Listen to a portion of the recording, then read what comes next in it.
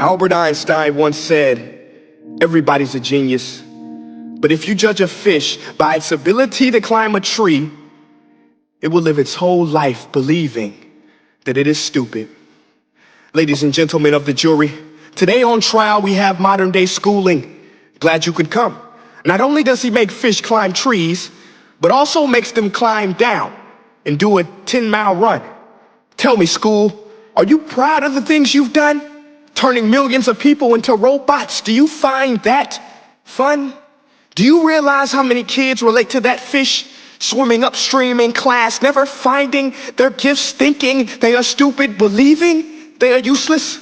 Well, the time has come, no more excuses. I call school to the stand and accuse him of killing creativity, individuality, and being intellectually abusive.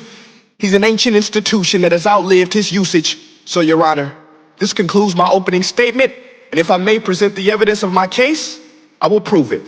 Proceed. Exhibit A. Here's a modern day phone. Recognize it? Here's a phone from 150 years ago. Big difference, right? Stay with me. Here's a car from today, and here's a car from 150 years ago. Big difference, right? Well, get this. Here's a classroom of today, and here's a class we used 150 years ago. Now, ain't that a shame? In literally more than a century, nothing has changed. Yet you claim to prepare students for the future? But with evidence like that, I must ask, do you prepare students for the future or the past? I did a background check on you and let the record show that you were made to train people to work in factories, which explains why you put students in straight rows, nice and neat, tell them sit still, raise your hand if you want to speak, give them a short break to eat, and for 8 hours a day, tell them what to think. Oh, and make them compete to get an A letter which determines product quality, hence grade A of meat. I get it. Back then, times were different. We all have a past. I myself am no Gandhi. But today, we don't need to make robots zombies. The world has progressed. And now we need people who think creatively, innovatively, critically, independently, with the ability to connect. See, every scientist will tell you that no two brains are the same. And every parent with 2 or more children will confirm that claim. So please explain why you treat students like cookie cutter frames or snapback hats, giving them this one-size-fits-all crap. Watch your language. Sorry, Your Honor, but if a doctor prescribed the exact same medicine to all of his patients, the results will be tragic. So many people will get sick, yet when it comes to school, this is exactly what happens, this educational malpractice, where one teacher stands in front of 20 kids, each one having different strengths, different needs, different gifts, different dreams, and you teach the same thing the same way? That's horrific. Ladies and gentlemen, the defendant should not be acquitted. This may be one of the worst criminal offenses ever to be committed. And let's mention the way you treat your employees. Objection. Overruled. I want to hear this. It's a shame. I mean, teachers have the most important job on the planet, yet they're underpaid. No wonder so many students are short-changed. Let's be honest. Teachers should earn just as much as doctors, because a doctor can do heart surgery and save the life of a kid. But a great teacher can reach the heart of that kid and allow him to truly live. See, teachers are heroes that often get blamed, but they're not the problem.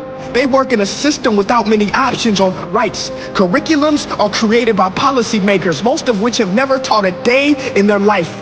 Just obsessed with standardized tests. They think bubbling in a multiple choice question will determine success. That's outlandish. In fact, these tests are too cruel to be used and should be abandoned, but don't take my word for it. Take Frederick J. Kelly, the man who invented standardized testing, who said, and I quote, "These tests are too cruel to be used and should be abandoned." Ladies and gentlemen of the jury, if we continue down this road, the results will be lethal. I don't have much faith in school, but I do have faith in people.